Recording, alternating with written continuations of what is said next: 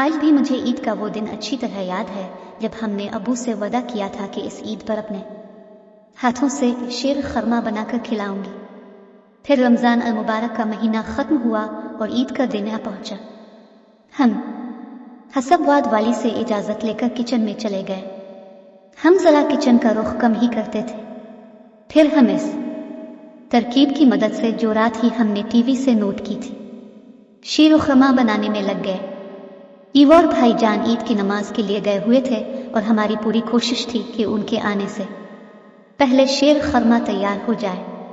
پھر مناسب شیر خرما تیار ہو گیا۔ تھوڑی دیر بعد ڈرائنگ روم سے باتوں کی آوازیں آنے لگے، یعنی اب آ چکے تھے۔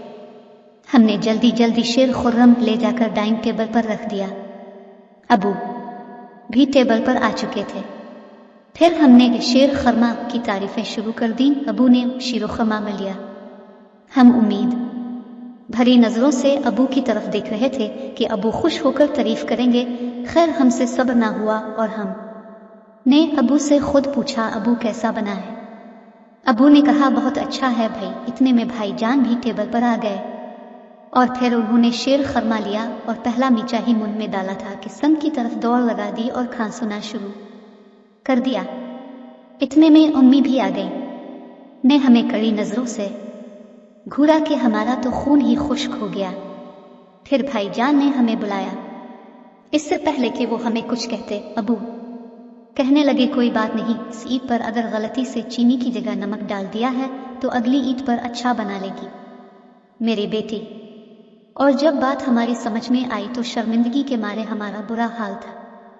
امی نے بھی ہمیں کڑے ہاتھوں لیا، لیکن ابو نے ہمیں ذرا سا بھی احساس نہ ہونے دیا تھا کہ شیر خرم میں ہم چینی کی جگہ نمک ڈالنے کی غلطی کر چکے تھے۔ اس طرح وہ عید ہمارے لیے ایک یادگار عید بن گئی۔